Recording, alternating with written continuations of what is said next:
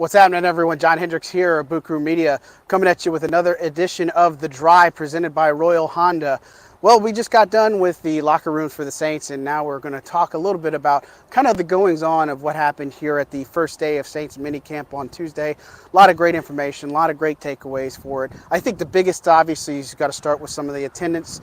Getting some key players back was a huge thing. Obviously, you had Alvin Kamara back in the fold. You had Deontay Hardy that was back here. You had James Hurst. I mean, a lot of these key starters, right? And so I don't think from a surprise perspective there was anybody that was not here that we weren't expecting necessarily. And so really the biggest things that we talked to Dennis Allen after practice and just asked him that the team is at 100% attendance. So even though they weren't on the field, so they were missing some guys like Taysom Hill, Marcus Davenport, who's actually dealing with a shoulder issue and a finger issue.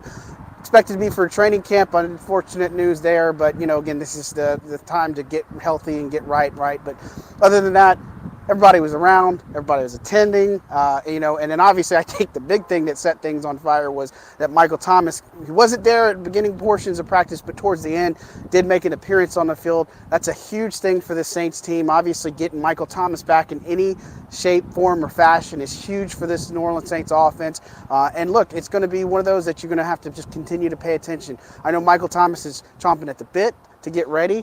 He's busting his tail. He's doing everything he can to get ready to be on the field. And with Jameis Winston at the helm, look, it's going to be very promising as far as this offense goes. Other things that I would say takeaways that, again, you could look at, formations, you could look at a lot of different things, but just some of the standout things that happened at practice, right? I think Jarvis Landry is probably the first takeaway that I have besides the attendance is Jarvis Landry's looked the part. Even going back to OTAs the first time he was here, but man, he just looks so good, so smooth, so comfortable in this offense right now. And it's just still early on, but man, he had two of the best catches. He made a one-handed grab on the sideline.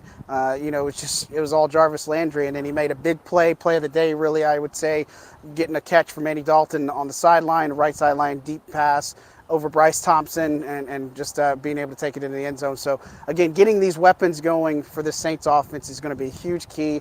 Obviously there's still a little bit of question marks there, tight end position, offensive line, look, just things that you look and participate in. Participation is Landon Young, Trevor Penning, kind of the left tackle, right tackle duo. But, again, James Hurst is back, Ryan Ramczyk later portions. They were the first team. So really no surprises, I would say. As far as other things that you look at, Bryce Thompson is another guy. We've talked about him plenty. Somebody that's been on the radar for a while. Did really well in camp last year. Unfortunate injury in the preseason, but he looked really good again today, aside that thing with Jarvis Landry. But here's what I'd say. He was in good positioning, right? And it's just one of those that was a perfectly placed ball. Not much Thompson could have done on that, but again, you just kind of look at those types of nuances. And asking Dennis Allen about him afterwards, I mean, look, he's versatile. Corner, nickel, safety. I mean, he's making plays. He was there, and when they were playing this three-man deep formation in practice. But, just overall flow from everything that we saw, look, it was just kind of more special teams. Of course, that's not really the exciting part, but it does matter. There's a lot of things that go on in terms of special teams. Blake Gillikin was back punting again today. You look at the gunners and jammers. You look at the formation on the line. Just some of these guys, when you talk about roster spots, maybe anywhere from 46 to 53.